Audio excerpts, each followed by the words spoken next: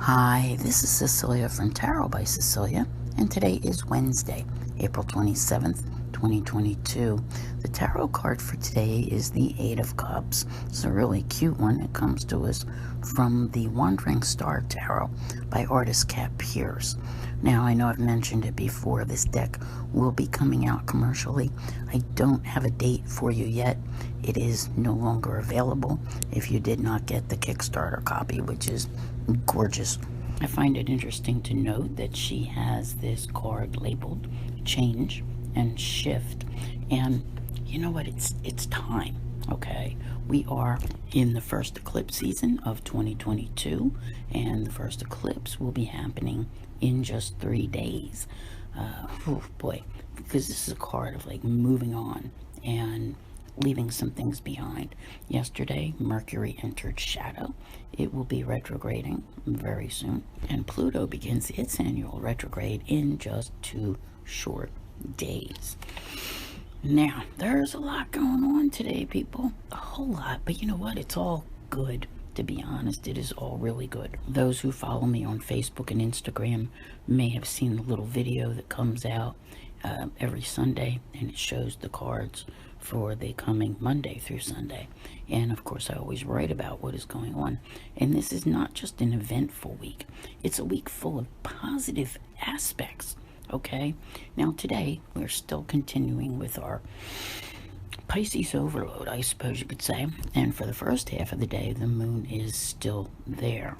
The moon today will be conjunct Venus, conjunct Neptune, conjunct Jupiter, and sextile Mercury, sextile Pluto. Then it moves into Aries in the middle of the day. And there are no Aries aspects with the moon, but that's quite a few. All very positive.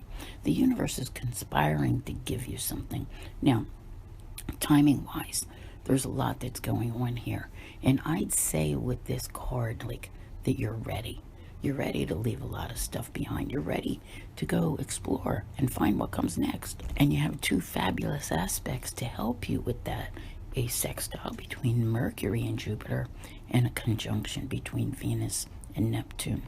Venus really is the star of this week. I highly recommend going to my website, tarotbycecilia.com, and clicking on my calendar of planetary events.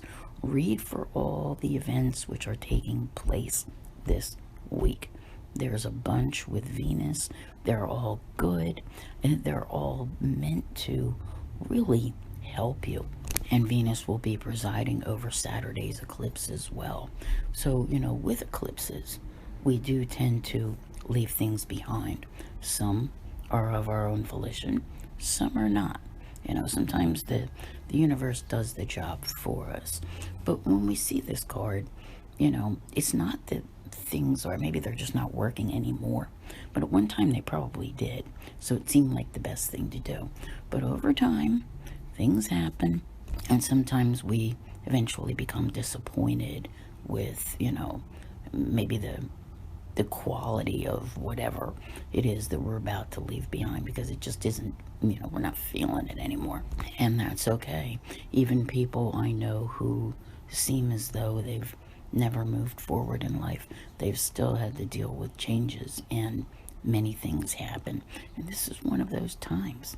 Okay, so I think that you're going to find that the universe is just really conspiring here to give you some creative options as well, and to expand your opportunities.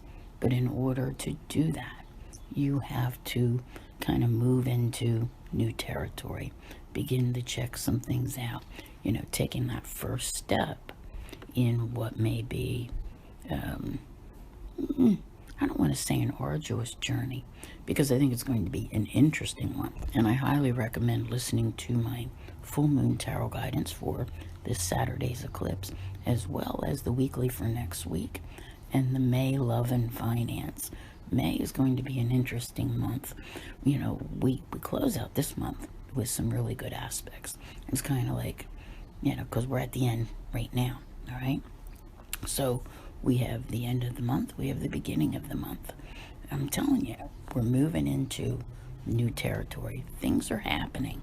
So there's nothing here to feel guilty about leaving behind.